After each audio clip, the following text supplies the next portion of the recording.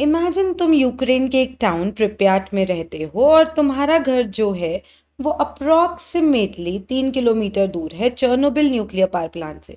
Chernobyl nuclear power plant जो है वो न्यूक्लियर रिएक्शंस करके इलेक्ट्रिकल एनर्जी मेनली प्रोड्यूस करता है और ये electrical energy approximately 10% of the electrical energy है फॉर द एंटायर यूक्रेन। ठीक। और एक रात तुम April 26, 1986 को डीप स्लीप पे हो, ऑलमोस्ट अर्ली मॉर्निंग, मतलब पास्ट मिडनाइट। तुम सो रहे हो। एक सेकेंड, 1986 है ना, थोड़ा ब्लैक एंड वाइट कर देते हैं। हाँ, तो तुम सो रहे हो पीसफुल, कोई दिक्कत नहीं है, लाइफ में सब बढ़िया चल रहा है, तुम आराम से सो रहे हो, तुम एक अच्छे टाउन में रहते हो, तुम्हारी बढ़िया लाइफ चल रही है। पर तुम्हें पता नहीं है कि एक डिजास्टर थोड़े से ही किलोमीटर्स अवे होने वाला है। The night is still but the walls of reactor number 4 are not. एक deadly chain reaction start होने वाला है। अब कंट्रोल रूम में इंजीनियर्स कंडक्ट कर रहे हैं safety test, but things start to go wrong. Picture the uranium atoms inside the reactor as tiny ticking bombs packed with energy. Usually in uranium atoms को इन check रखा जाता है by control rods, जो इनके guardian angels हैं, जो इनकी energy को अब्जॉर्ब करते हैं और बचा के रखते हैं। बट आज ये जो गार्डियंस हैं ये पुल बैक करने वाले हैं इस 26 अप्रैल की रात को, और ये ticking bombs start to go faster than anyone can imagine. Suddenly एक 23 बजे द अनथिंकेबल हैपन्स। एक मैसिव एक्सप्लोजन होता है, मैसिव, सो बैड, जो 1000 टन रिएक्टर लिड को ब्लास्ट ऑफ करता है। इमेजिन करो फायरवर्क्स, पर इन फायरवर्क्स में कलर्स नहीं है, डेडली रेडिएशन है that is spreading everywhere around. तो एक्सप्लोजन से लोग उसी टाइम तो जो मरे सो मरे, उसके अलावा हमारे एटमॉस्फेयर में कितनी रेडिएशंस थी जो इतनी डेडली थी। और एक सेकेंड, 1986 में हुआ था ये, आज भी वहाँ लोगों को कैंसर है, लोगों को बर्थ डिफेक्ट्स हैं, डेथ्स तो कितनी ही हुई और ट्रॉमा तो अनथिंकेबल था। एंड ये जो रेडियो एक्टिव एलिमेंट्स होते हैं, ये सब रेडियो एक्टिव एलिमेंट्स खत्म थोड़ी होते हैं दुनिया से। आज के टाइम पे भी इतनी रेडिएशंस है वहाँ पे। यस, वहाँ कुछ जगहें ऐसी हैं जो टूरिस्ट प्लेसेस हैं, बट कुछ जगहें आज भी सील्ड हैं क्योंकि उन जगहों पे रेडिएशन का इफेक्ट ज़्यादा देखा गया है। तो ये रेडिएशंस कब ख़त्म होंगी? मोस्ट प्रोबेबली बहुत हज़ारों सालों बाद उतनी हो जाए कि हम उसको बियर कर पाएँ, पर नॉट एनी टाइम सून। मतलब ये जो यूरेनियम ही था, इसी की हाफ लाइफ कितने साल होती है? हाफ लाइफ मतलब ऐसी लाइफ जब ये आधा ख़त्म होता है। इसके अलावा स्ट्रॉन्शियम था एटमॉस्फेयर में, आयोडीन था, ये सब रेडियो एक्टिव है, सबके इफेक्ट्स हैं। और इनका लाइफ टाइम पता है क्या होता है? इनफाइनाइट। ये कभी ना ख़त्म होने वाले radio active reactions first order reactions होते हैं। ऐसे रिएक्शंस जिनकी लाइफ टाइम इन्फिनिटी होती है, जीवन भर रहेंगे, तुम्हारे और हमारे जीवन के बाद भी रहेंगे। Hi everyone, my name is Anchal Arora and today at the Chem Squad we'll be talking about first order reactions. ऐसे reactions जो हमेशा चलते रहते हैं। Radioactive decays are one of the examples of the first order reactions. आज हम उनके बारे में डिटेल में बात करेंगे कि उनकी इंटीग्रेटेड रेट इक्वेशंस कैसी होती हैं, उनके बारे में हमें क्या क्या पता होना चाहिए, उनके ग्राफ्स कैसे होते हैं, उनकी हाफ लाइफ क्या होती है, कैसी होती है, सब कुछ। So let's go. Okay, first order reactions की इंटीग्रेटेड रेट इक्वेशन क्यों निकालते हैं हम? देखो यार, बहुत सारे रिएक्शंस ऐसे होते हैं जो आइडेंटिफाई करते हैं एज फर्स्ट ऑर्डर रिएक्शंस। तो इंटीग्रेटेड रेट इक्वेशन निकालने का फायदा ये होता है कि मुझे हर रिएक्शन के बारे में बात करते हुए अलग तरीके से स्क्रैच से चालू नहीं करना होता। अगर मुझे ये पता है कि अच्छा ये फर्स्ट ऑर्डर रिएक्शन है, तो मुझे ये पता होगा कि कौन सी इक्वेशन निकाल के या कौन सी इक्वेशन लगा के मैं उसके बारे में, उसके फाइनल कॉन्सेंट्रेशन के बारे में बात कर सकती हूँ आफ्टर सम टाइम, या मैं टाइम कितना लगा एक कॉन्सेंट्रेशन से दूसरी कॉन्सेंट्रेशन जाने में उसके बारे में बात कर सकती हूँ, या फिर मैं ये भी पता कर सकती हूँ कि उसकी हाफ लाइफ क्या है, rate constant for the reaction क्या है, सब कुछ I can talk about everything. अगर कोई मुझे आके बता दे कि अच्छा ये वाला जो रिएक्शन है ना तेरे सामने, ये फर्स्ट ऑर्डर रिएक्शन, तो मैं उसके बारे में अच्छे से बात कर पाती हूँ।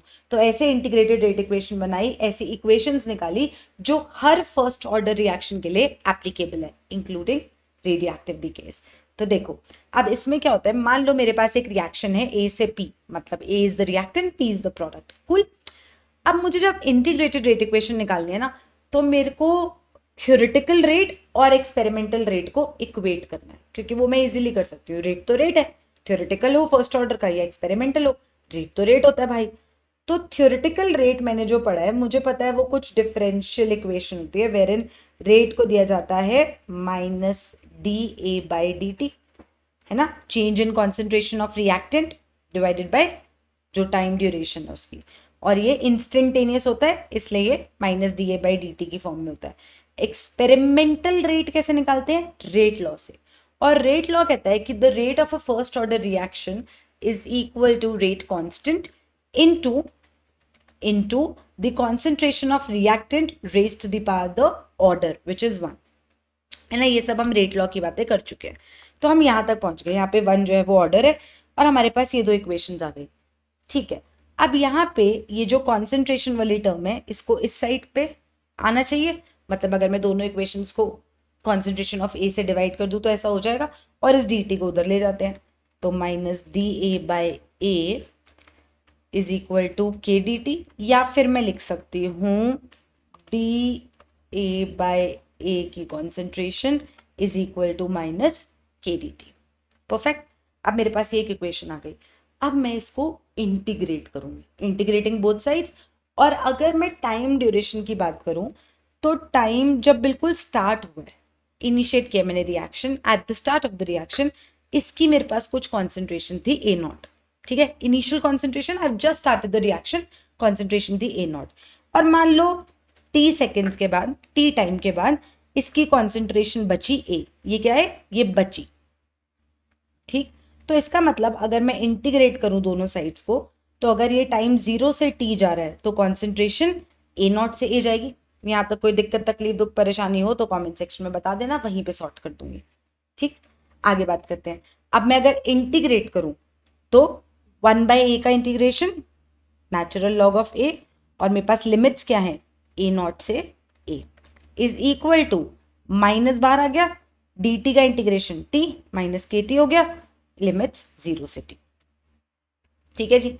अच्छा, तो इसको मैं लिख सकती हूँ ln a minus ln a naught is equal to minus के टी माइनस 0। आई होप कोई दिक्कत नहीं है।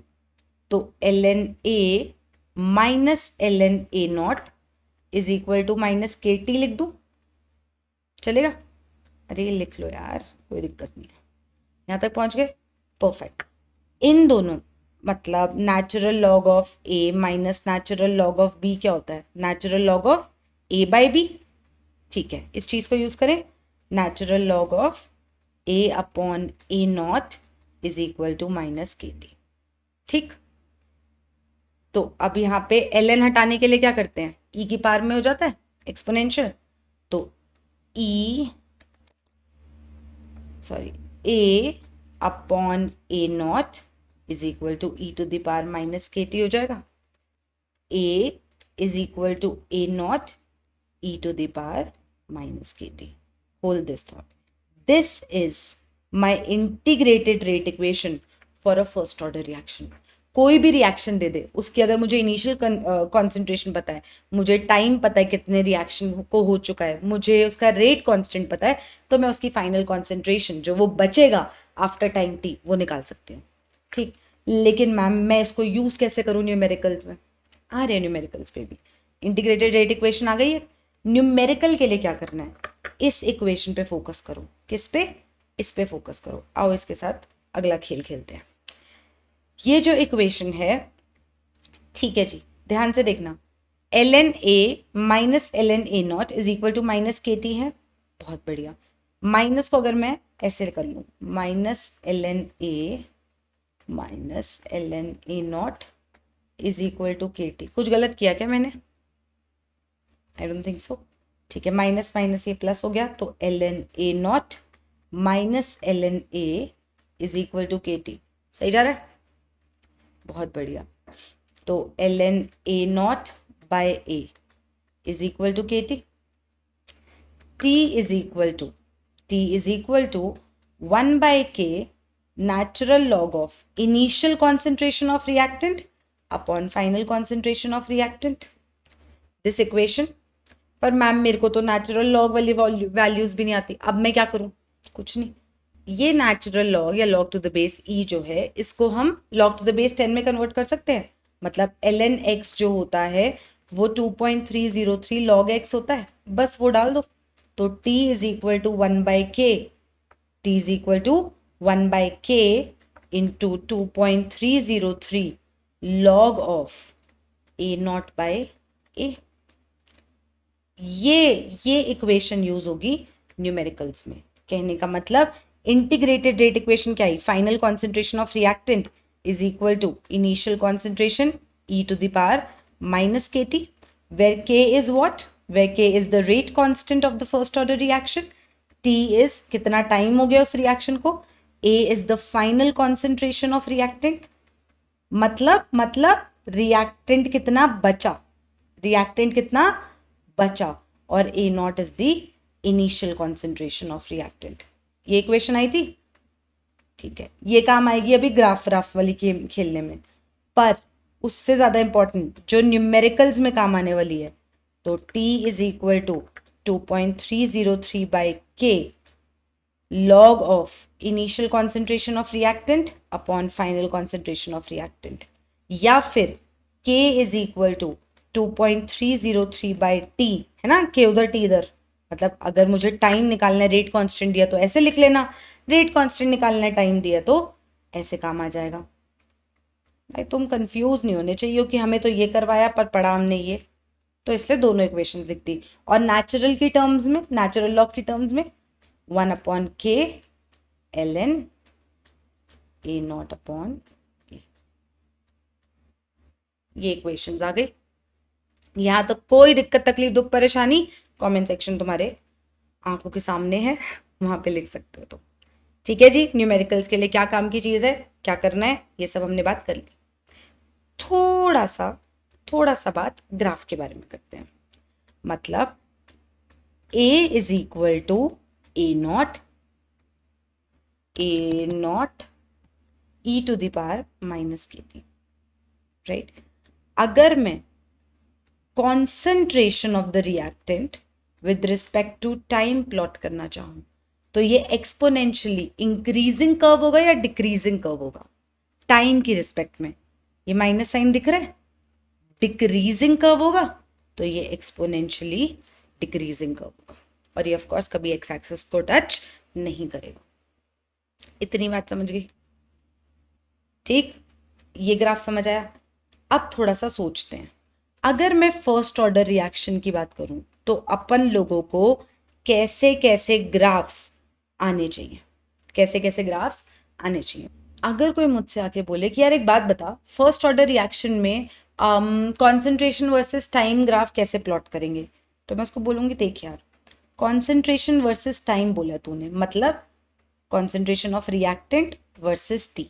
अगर तूने ये बोला है तो फिर मेरे लिए इक्वेशन यूज होगी a is equal to a not e to the power minus के टी, और मुझे दिख रहा है कि वो एक्सपोनेंशियली डिक्रीजिंग कर्व होगा, एक्स एक्सिस को नहीं मिलेगा, एक्स एक्सिस को नहीं छुएगा। ओके डन, ठीक है, सॉर्टेड, गुड। अब अगर कोई मुझे यहीं पे बोले कि एक बात बता, रेट वर्सेस कॉन्सेंट्रेशन का ग्राफ कैसा होगा? सेकेंड ग्राफ है, फर्स्ट ऑर्डर रिएक्शन के लिए ही रेट वर्सेस कॉन्सेंट्रेशन कैसे होगा, तो मैं उसको बोलूंगी एक सेकेंड रुक। रेट फर्स्ट ऑर्डर रिएक्शन का होता है rate constant into concentration of reactant, ठीक है। तो ये y is equal to mx type का ग्राफ दिख रहा है, which is a straight line, passing through the origin. ठीक है, रेट वर्सेस कॉन्सेंट्रेशन हो गया। गुड, अगर तुमने खुद भी निकाल लिया तो सुपर प्राउड। एक बार सोचो, रेट वर्सेस टाइम का ग्राफ कैसा होगा, रेट वर्सेस टाइम का ग्राफ कैसा होगा, सोचो एक बार।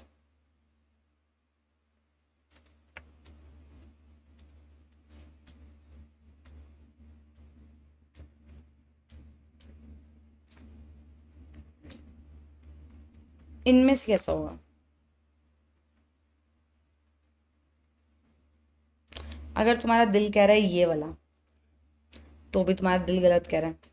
अगर ये कह रहा है तो भी गलत कह रहा है। अगर ये कह रहा है तो भी गलत कह रहा है। और अगर बाई चांस तुम्हारे दिल ने ये कहा है तो ये सही है। देखो कैसे, रेट वर्सेस टाइम का ग्राफ बनाना है for first order reaction. First order reaction में अभी हमने बात करी है, रेट होता है rate constant into concentration of reactant. Perfect.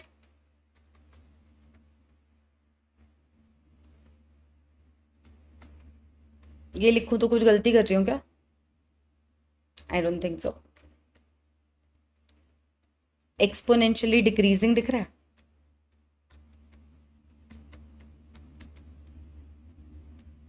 इसका भी एक्सपोनेंशियली डिक्रीजिंग होगा।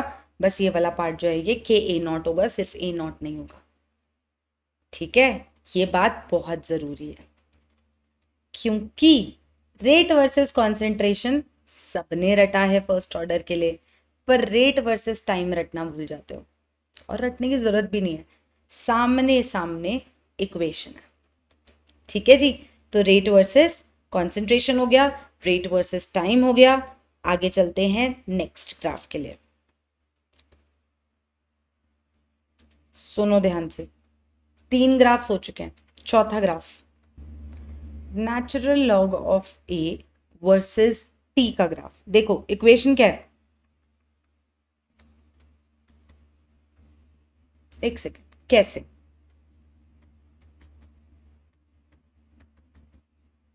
यहां तक थे हम लोग, तुमने नोटबुक में लिखा हुआ है, आ गया ये? ठीक है, ये वाई एक्सिस पे प्लॉट होना है, ये एक्स एक्सिस पे प्लॉट होना है। दिख रहा है ऐसा कुछ? ठीक है, यहां पे m क्या है, माइनस के। परफेक्ट। यहां पे इंटरसेप्ट क्या है, y intercept ln a naught. तो ये क्या आ जाएगा, स्लोप नेगेटिव है।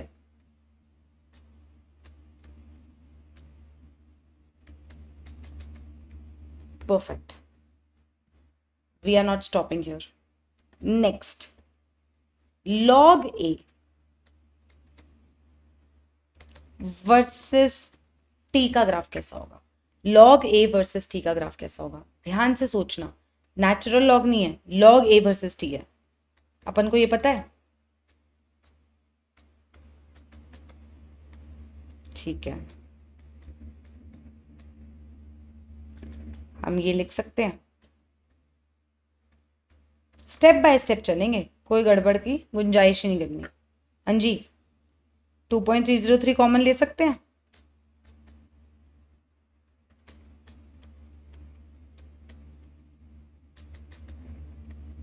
कुछ गड़बड़ नहीं?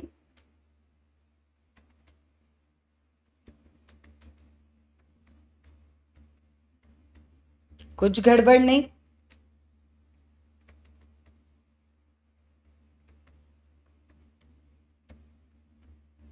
कुछ गड़बड़ नहीं, राइट? ठीक है, तो अपने पास इक्वेशन आई है log a माइनस के टी अपॉन, ठीक है जी, ये y है, ये x है, y is equal to c plus m x, यहां भी दिखना चाहिए, जहां पे log a versus t plot कर रहे हैं हम, log a नॉट इंटरसेप्ट है, स्लोप ध्यान से देखना माइनस के अपॉन 2.303 है, not just minus k upon 2.303। तो we have a few things here. हमने 3 तरह के कॉन्सेंट्रेशन एंड टाइम को इन्वॉल्व करने वाले ग्राफ देखे हैं। एक हमने देखा डायरेक्ट कॉन्सेंट्रेशन वर्सेस टाइम, जो हमारा था एक्सपोनेंशियली डिक्रीजिंग। एक हमने देखा natural log of A versus time, negative slope वाला है। ध्यान से देखना, इंटरसेप्ट ln a नॉट है और स्लोप माइनस के है। और एक बेटा हमने देखा लॉग ए वर्सेस टी का graph. Log A not intercept है, इंटरसेप्ट मतलब ये जो y इंटरसेप्ट है, और स्लोप कितना है, माइनस के अपॉन 2.303।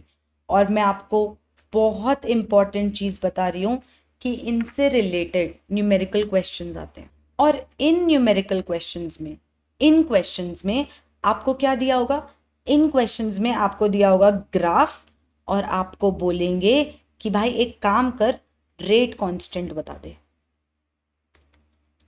और आपके पास ऑप्शंस ऐसे होंगे कि आपको वो गलती करवाने की पूरी कोशिश करेंगे 100%। आपको क्या ध्यान देना है इन क्वेश्चंस में कि भाई एक सेकेंड, तूने वाई एक्सिस पे क्या प्लॉट करा है। अगर तूने वाई एक्सिस पे ln a प्लॉट करा है तो जो भी तेरा स्लोप है वो माइनस के इक्वल है। पर अगर तूने वाई एक्सिस पे log a प्लॉट करा है तो तेरा स्लोप किसके इक्वल है, माइनस के अपॉन 2.303। बहुत इंपॉर्टेंट बात है ये, इस पे बहुत गलतियां होती हैं। आई होप सारी बातें समझ आ रही है, कोई दिक्कत तकलीफ दुख परेशानी नहीं है, और अगर है तो कमेंट सेक्शन में बता दो, मैं सॉर्ट कर दूंगी। नेक्स्ट बात करते हैं, rate constant for first order reaction can be calculated by plotting what curves. कौन से ग्राफ को प्लॉट करके डायरेक्टली मेरे पास रेट कांस्टेंट की वैल्यू आ सकती है, इनमें से किसको प्लॉट करके। मैं अगर ये ग्राफ प्लॉट करूं तो भी मैं रेट कांस्टेंट निकाल सकती हूँ, क्योंकि इस ग्राफ के लिए slope is equal to minus k है। और अगर मैं ये ग्राफ प्लॉट करूं तो slope is equal to minus k upon 2.303 है। तो आंसर है बोथ बी एंड सी। ठीक है जी, आगे बात करें। अब हमने रिएक्टेंट की पूरी चर्चा कर ली, फर्स्ट ऑर्डर रिएक्शन में क्या इंटीग्रेटेड इक्वेशन होती है, कैसे ग्राफ्स आते हैं, rate versus concentration, rate versus time, concentration versus time के 3 ग्राफ्स, 3 तरह के अलग अलग, सब बात कर ली। प्रोडक्ट की बात तो करना हम भूल ही गए, करें थोड़ी सी प्रोडक्ट की भी बात। ठीक, नॉर्मल रिएक्शन चलाना आता है तुमको। अगर इनिशियली मेरे पास ये ए नॉट कॉन्सेंट्रेशन है या ए नॉट अमाउंट है, मान लो ये कुछ नहीं है, कुछ नहीं है, अभी मैंने इनिशियली कोई प्रोडक्ट नहीं लिया, ये प्रोडक्ट बनाएगा। Time t is equal to t seconds के बाद क्या चल रहा होगा, ये थोड़ा सा रिएक्ट करेगा और प्रोडक्ट थोड़ा सा बनेगा, राइट।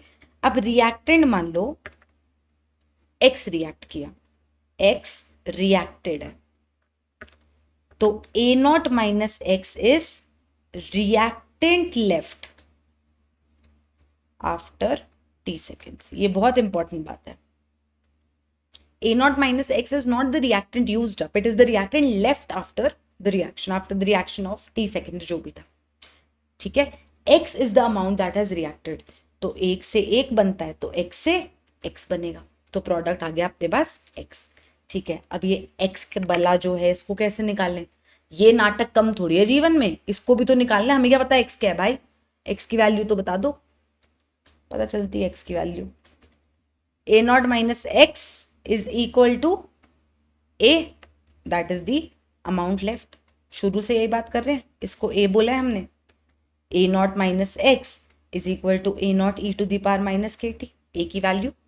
ठीक है जी, तो x is equal to a naught minus a naught E to the power minus के टी। सही मैथ चल रही है। a naught 1 minus E to the power minus के T is equal to x। तो प्रोडक्ट की कॉन्सेंट्रेशन या product का अमाउंट आफ्टर टी आ चुका है, यही है।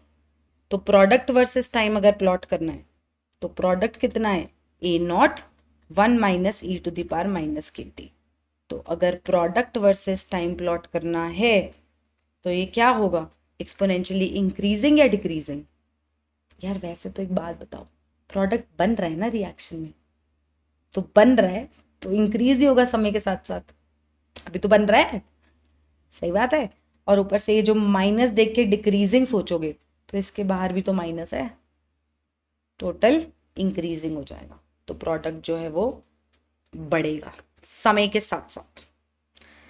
गेम समझ आनी चाहिए इसको, ठीक है जी। तो सारे तरह के ग्राफ हो गए। रेट वर्सेस टाइम का ग्राफ कैसा था? रेट वर्सेस टाइम का ग्राफ एक्सपोनेंशियली डिक्रीजिंग था। Rate versus concentration of reactant क्या था? डायरेक्टली प्रोपोर्शनल था। Rate is equal to rate, अरे स्ट्रेट लाइन कहाँ घूम गई, भावनाओं को समझो, इसको उड़ा दो यहाँ से। Rate is equal to rate constant into concentration of reactant, और ये क्या था? Rate is equal to k into a, k into a naught E to the power minus के टी। बढ़िया चल रहा है। Rate versus time, rate versus concentration, दोबारा ये हो चुका है। इसका ग्राफ कैसा था? इसका भी एक्सपोनेंशियली डिक्रीजिंग था। इसका ग्राफ कैसा था? ऐसा था जिसमें स्लोप जो है वो माइनस के था, intercept l n a naught था। ग्राफ तो जी इसका भी ऐसा था, लेकिन स्लोप इस बार माइनस के अपॉन 2.303 था और इंटरसेप्ट लॉग ए नॉट था। आई होप ये सारी बातें समझ आ गई हैं, एवरीथिंग। हाफ लाइफ की बात करते हैं। हाफ लाइफ, आधी जिंदगी, ये बताता है आधी जिंदगी खत्म किसकी? थोड़ी सी मेरी, बाकी रिएक्टेंट की। तो रिएक्टेंट की आधी जिंदगी खत्म होने की कहानी हाफ लाइफ बताती है। इंपॉर्टेंट बात, क्या हाफ लाइफ ये भी बताता है कि कितने टाइम में आधा प्रोडक्ट बना है? सवाल है मेरा, हाफ लाइफ बताता है कितने टाइम में, ऑप्शन ए, कितने टाइम में आधा रिएक्टेंट निपट गया। ऑप्शन बी आपकी स्क्रीन पर है, कितने टाइम में आधा प्रोडक्ट बना। ऑप्शन सी आपकी स्क्रीन पर है, दोनों। ऑप्शन डी है नहीं पता, बता दो क्या लगता है? अगर आपका दिल और आपका दिमाग दोनों कहता है कि आंसर दोनों है, तो आपका दिल और आपका दिमाग दोनों ही गलत कह रहे हैं। अगर आपका दिल और दिमाग कहता है कि आंसर नहीं पता है, तो आपका दिल और आपका दिमाग राइट ट्रैक पे है, ऑनेस्ट है, गुड। और अगर आपको ये लगता है कि ऑप्शन ए आंसर है, तो क्या तुक्का मारा है? लॉजिक तो मैं बता रही हूँ, सुनो। गेम ये है कि रिएक्टेंट प्रोडक्ट बन रहा है, आड़े ये बन रहा है, सबको पता है। हाफ लाइफ अगर मैं बोलूं आधा प्रोडक्ट, तो वो क्यों गलत है? हाफ लाइफ होता है आधा रिएक्टेंट रिएक्ट करके। अब अगर ये एलिमेंट्री रिएक्शन है, मतलब ये एक स्टेप में होता है, पूरा इक्विलिब्रियम में समझाया, तो ठीक है यार कि अगर ये आधा खत्म तो ये आधा बना, एक लिया था, आधा खत्म आधा बना। पर अगर ये एलिमेंट्री नहीं है, मान लो कोई इंटरमीडिएट बन रहा है, अब ये आधा खत्म है, तो क्या पता बस इंटरमीडिएट तक ही पहुंचे, प्रोडक्ट बना ही ना हो। ऐसा भी तो हो सकता है कि अभी तो इंटरमीडिएट पे ही पहुंचे, आधा रिएक्टेंट खत्म हो गया, पर अभी अगला स्टेप बढ़ा ही नहीं, अगला स्टेप नहीं पहुंच पाया अभी तक। कुछ भी हो सकता है, रिएक्शन है। तो हमें तो वो बातें बोलनी चाहिए ना जो टेक्निकली करेक्ट हो। You have to sound proper, right? So logically half life, अगर मैं ये बोलूं कि it is the time period when half of the reactant has been used up, तो मैं सही बोल रहा हूं कि जो भी रिएक्टेंट था वो आधा खत्म हो चुका है। जो भी रिएक्टेंट था वो आधा खत्म हो चुका है। अगर मुझे ये बात समझ आ गई तो मैं सही जा रही हूँ स्टेटमेंट, क्वेश्चंस और असर्शन रीजन के लिए। आधा reactant has been used up, इसका मतलब अगर मैं हाफ लाइफ की बात कर रही हूँ, तो मैम अगर आपने ए नॉट लिया था रिएक्टेंट, तो कितना यूज अप हो गया होगा? ए नॉट बाय 2 निपट गया, और बचा कितना? ए नॉट बाय 2 ही बचा, आधा खत्म आधा बचा। और ये जो बचा ये ए के इक्वल होता है, तो A is equal to A not by two तक पहुंच गए, इक्वेशन में डालो, हाफ लाइफ निकालो, बात खत्म करो, सीधी सी बात है। देखो अब हमारे पास इक्वेशन क्या है, अपन को पता है कि t is equal to 2.303 by के log of A not by A. Log की टर्म्स में भी निकाल के दिखाऊंगी और नेचुरल लॉग की टर्म्स में भी निकाल के दिखाऊंगी, तो मेरे को दिक्कत नहीं होगी। तो हाफ लाइफ कब होगी, जब ये इनिशियल कॉन्सेंट्रेशन और फाइनल कितनी होगी, ए नॉट बाई टू, डिनोमिनेटर का डिनोमिनेटर, न्यूमरेटर log 2 की वैल्यू 0.3 के आसपास होती है, वैसे 0.3010 होती है, आती है मुझे, कहीं जज करने लगूं, 3010, ठीक। या फिर मैं इसको लिख दूं log 2, इसको लिख दूं log 2, ये है हाफ लाइफ, ये आई है। अच्छा जी, अच्छा इंपॉर्टेंट बात, ये चीज को हम नेचुरल लॉग ऑफ 2 भी लिख सकते हैं, तो half life is equal to natural log of 2 by k, या फिर 2.303 इंटू 0.3010, और ये 2.303 इंटू लॉग 2 विच इज 0.3, ये वैल्यू आएगी 0.693 बाई के। तो हाफ लाइफ की वैल्यू ये आ गई। अब ध्यान से सुनना, हाफ लाइफ इज रिएक्टेंट आधा निपट गया, ठीक है। कुछ क्वेश्चंस है मेरे। पहली बात, क्या के की वैल्यू बदलने से हाफ लाइफ की वैल्यू बदलेगी? क्या रेट कांस्टेंट की वैल्यू बदलने से हाफ लाइफ की वैल्यू बदलेगी? बिल्कुल मैम, इनवर्सली प्रोपोर्शनल लग रहा है, के बढ़ाओगे हाफ लाइफ घटेगा, के घटाओगे हाफ लाइफ बढ़ेगा, बहुत बढ़िया। क्या एक पर्टिकुलर रिएक्शन के लिए जिसका मुझे के पता है, हाफ लाइफ की वैल्यू चेंज हो सकती है या फिर वो कांस्टेंट रहेगी? मैम हाफ लाइफ की value 0.693 which is a constant divided by k which will also be constant, तो ये तो कांस्टेंट ही आएगी। परफेक्ट। क्या हाफ लाइफ की value initial concentration of reactant पे डिपेंड कर रही है? नहीं, हाफ लाइफ इंडिपेंडेंट किसके है? Initial concentration of reactant. कुछ मर्जी वैल्यू, हाफ लाइफ की वैल्यू नहीं बदलेगी। Very important point for assertion reason और for statement question, very important. तो half life versus A naught कितना होगा भाई? डिपेंड ही नहीं कर रहा है, बदलते रहो ए नॉट, इसकी वैल्यू सेम रहेगी, इसकी वैल्यू सेम रहेगी। तो ए नॉट की ये वैल्यू लो तब भी यही आएगी, ए नॉट की ये वैल्यू लो तब भी यही आएगी। तो ए नॉट की कुछ भी वैल्यू लो, हाफ लाइफ की वैल्यू नहीं बदलेगी, ठीक है जी। तो इसको हटा देते हैं, ठीक। Life time of first order reaction, अभी चेर्नोबिल का एग्जाम्पल देखा, चल ही रहा है, चलेगा। तो life time of the first order reaction infinite होता है। Life time of the first order reaction is infinite, मतलब वो खत्म ही नहीं होता है। देखो कैसे, फर्स्ट ऑर्डर रिएक्शन का लाइफ टाइम क्या होगा कि पूरा रिएक्टेंट निपट गया, रिएक्टेंट बचा ही नहीं, खत्म हो गया, तभी तो रिएक्शन खत्म। और रिएक्टेंट ही नहीं बचेगा तो रिएक्शन नहीं बचेगा, तो रिएक्टेंट ही निपट गया तो रिएक्शन खत्म। अब ये जो रिएक्टेंट निपट गया मतलब फाइनली कितना बचा?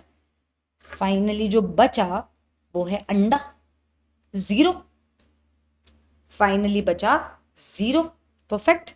तो 0 is equal to A naught E to the power minus के T. A naught is not equal to 0, कुछ तो इनिशियली लिया था तो 0 तो नहीं हो सकता ए नॉट, देयरफॉर ई की पावर माइनस के टी 0 है, यही मतलब हुआ इसका, ई की पावर माइनस के टी 0 है, और ई की पावर माइनस इन्फिनिटी 0 होता है, तो टी की वैल्यू इन्फिनिटी आ गई। तो फर्स्ट ऑर्डर रिएक्शन के लिए हाफ लाइफ कितनी होती है? फर्स्ट ऑर्डर रिएक्शन के लिए हाफ लाइफ होती है 0.693 बाई के, बट लाइफ टाइम होती है इन्फिनिटी, चलता रहता है, इनफाइनाइट वैलिडिटी है इसकी, खत्म नहीं होएगा, ठीक है जी। आगे बात करें, amount of reactant left after n half lives. n half lives के बाद कितना रिएक्टेंट बचेगा? n हाफ लाइव्स के बाद कितना रिएक्टेंट बचेगा, मतलब अगर किसी की हाफ लाइफ 2 घंटे है, 2 आवर्स, तो मतलब 8 घंटे बाद कितना बचेगा? तो इसको मैं कैसे लिख सकती हूँ? 2 इंटू ये 2 इंटू 4 या 4 इंटू 2 लिख दूँ, which is equal to 4 half lives. तो इसका मतलब है वो मुझसे पूछ रहा है 4 हाफ लाइव्स के बाद कितना रिएक्टेंट बचेगा। बात समझ आई? n half lives. अब इसको सॉल्व कैसे करेंगे, देखो अपन को पता है a is equal to A naught E to the power minus के टी। ये t क्या है? n half lives. a is equal to A naught E to the power minus k into n t half लिखूं चलेगा, n half lives. a is equal to A naught E to the power, ध्यान से देखना, half life का formula क्या होता है first order reaction के लिए? Natural log of 2 divided by k से के उड़ा दो, तो a is equal to A naught E to the power minus n, natural log of 2 बचेगा। a is equal to A naught c log a is equal to ln a to the power c, c is a constant, a not e to the power ln 2 to the power minus n, e to the power natural log cut आ गया, right? तो ये कितना आ जाएगा? Into 2 to the power minus n, या फिर a is equal to A naught upon 2 to the power n। तो फर्स्ट ऑर्डर रिएक्शन में ना ये फॉर्मूला बड़ा काम आता है।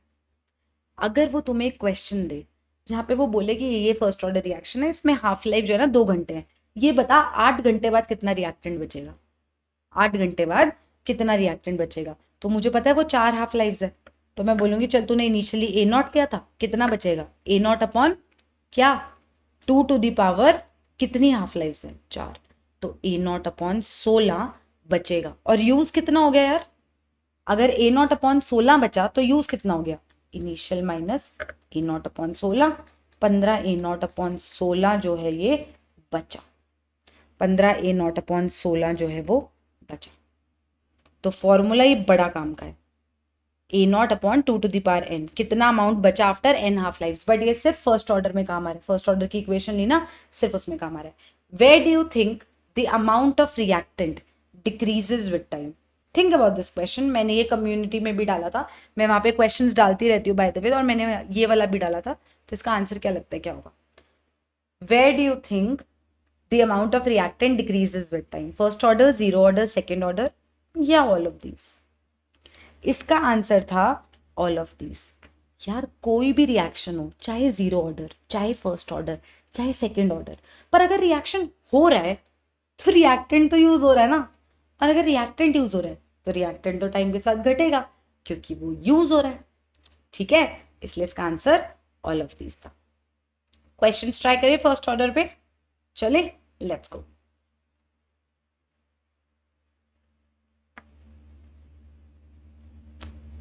यूरेनियम है, उसका हाफ लाइफ है 120 साल। इनिशियली 2 ग्राम यूरेनियम लिया।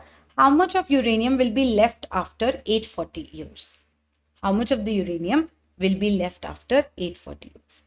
जब भी तुम एक क्वेश्चन देखो, आपको पता है ये डीके का क्वेश्चन है, जब भी ऐसा क्वेश्चन देखो जो फर्स्ट ऑर्डर का क्वेश्चन है, जब भी, ठीक, तो उसमें ध्यान देना, अगर उसने आपको हाफ लाइफ दिया और उसने एक पर्टिकुलर टाइम दिया, सुनना मेरी बात ध्यान से, बहुत इंपॉर्टेंट बात है, तो एक बार ना चेक कर लेना कि भाई क्या ये जो टाइम है ये n हाफ लाइव्स के इक्वल आ रहा है, क्योंकि अगर ये आ रहा है तो क्वेश्चन करना बड़ा आसान हो जाएगा, फट से हो जाएगा।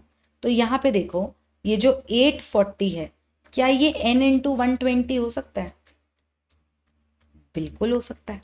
मतलब मैं 7 हाफ लाइव्स की बात कर रही हूं, करेक्ट? करेक्ट, ठीक है। तो मैं डायरेक्ट फॉर्मूला नहीं लगा सकती, चलो a is equal to A naught upon 2 to the power 7, a is equal to A naught कितना दिया, 2 ग्राम दिए, upon 2 to the power 7 is equal to 1 upon 2 to the power 6 बचेगा, इतने ग्राम बचेगा। डायरेक्टली हो गया, ठीक। टेक 2, अगर मैं अगर मेरे को ये नहीं मिलता, फर्स्ट ऑर्डर में मेरे को ये नहीं मिलता, अब बताओ क्या करना है? सही बात है ना, जरूरी थोड़ी हर बार मिल जाए। तो अगर वो आपको हाफ लाइफ दे क्वेश्चन में, और वो आपको टी दे या टी पूछे, और आपको अमाउंट से रिलेटेड बात दी हो या पूछी, तो मतलब मैं एक क्वेश्चन ले रही हूं कि हाफ लाइफ दी, टी जो है वो दिया है, और अमाउंट पूछा है कितना बचा। फर्स्ट ऑर्डर रिएक्शन की बात हो रही है। तो स्टेप 1 है हमारी जिंदगी का कि हम चेक करेंगे कि क्या T is equal to n t half है, क्या है। अगर इसका आंसर यस आया तो हम डायरेक्ट फॉर्मूला लगाएंगे A is equal to A naught upon 2 to the power n। ये कितना बचा, और अगर कितना यूज हुआ पूछा तो A naught minus A naught upon 2 to the power n, मतलब ए नॉट माइनस ए। ठीक है, जो अभी करके दिखाया था वो 2 साल और 8 साल वाले में। और अगर इस सवाल का जवाब ना है तो निराश नहीं होना है। ना आए तो क्या हो गया भाई, ना आए तो ना आए। आप समझते कैसे करना है, हाफ लाइफ दिया है। ठीक, मेरे को अमाउंट पूछ रहा है, कोई दिक्कत नहीं है। मेरे को फॉर्मूला एक आता है कि T is equal to 2.303 by के लॉग ऑफ इनिशियल अपॉन जो बचा।